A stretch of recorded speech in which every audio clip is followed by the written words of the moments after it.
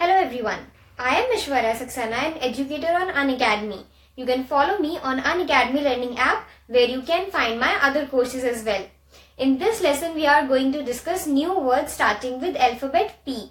And these lessons can help you out in improving your vocabulary as well as in clearing competitive exams wherein you have English as a subject. So please rate, review and share this video. You can also subscribe to our YouTube channel. Thank you. So, as I have already mentioned in my introductory video, in this lesson we are going to discuss new words starting with alphabet P. First word that we have is parsimonious, which means person who is unwilling to spend money. Example: because of his parsimony, he has saved a lot of money for his daughter's wedding. It means because of his unwillingness to spend money, he has saved a lot of money for his daughter's wedding. Next is patronizing, which means treating others with arrogance. Example: his patronizing words sometimes hurt me a lot.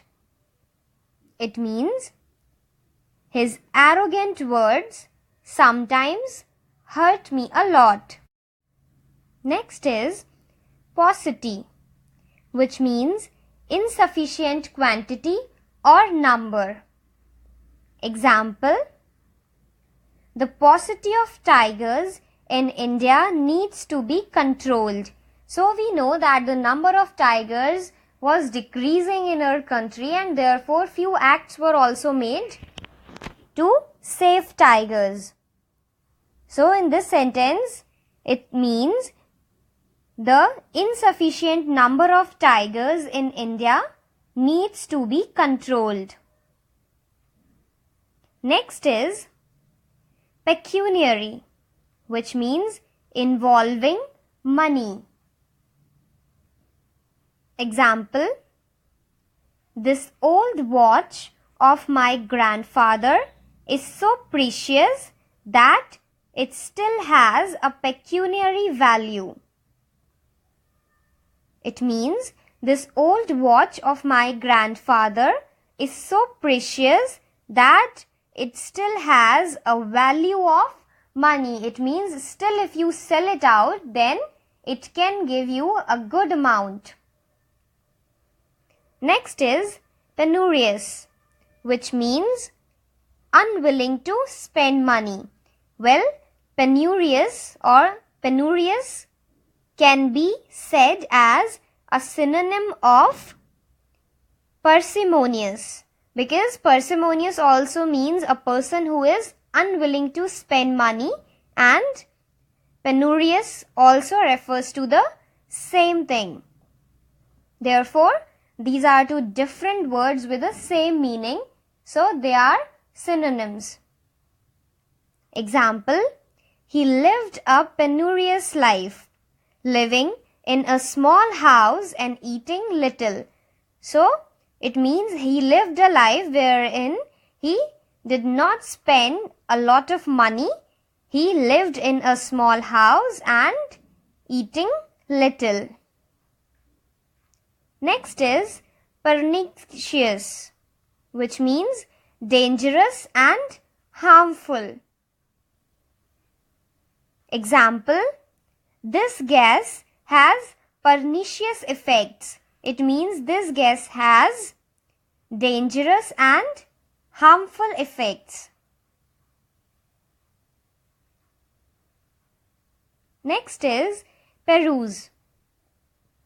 Peruse means to examine something or pay attention to its details, or we can say to keenly notice something. Example: he attentively perused the contents that were needed to perform the experiment. So, it means He attentively examined or noticed the contents that were needed to perform the experiment. Next is pinnacle, which means highest level or highest peak of something. Example, his hard work has taken him to the pinnacle of success. It means his hard work has taken him to the highest level of success. Next is pithy, which means short and meaningful. So when something is to the point and it does make sense, then that is pithy. Example, those pithy sayings have always helped me a lot. It means those short and meaningful sayings have always helped me a lot. Next is plethora, which means in excess or in very large amount. Example, she has called a plethora of designers for the success of her upcoming fashion show. So it means she has called a large number of designers for the success of her upcoming fashion show. Next is posterity, which mean all future generations. So if a speaker is talking something about posterity, then he is talking about all the generations that will come after him. Example, even our posterity will remember our achievements. So it means even our future generations will remember our achievements. Next is pristine, which means something which is new or clean. Example, please don't walk on that pristine white carpet. It means please don't walk on that clean or new white carpet. Well, this is all. But this is not the end, as there could be a number of new words that you can go through, and as much you do it, it will help you in improving your vocabulary. And then whenever you will face competitive exams wherein you have English as a subject, moreover you will be supposed to write the meanings of such kind of words or the words which will have opposite meaning to these words.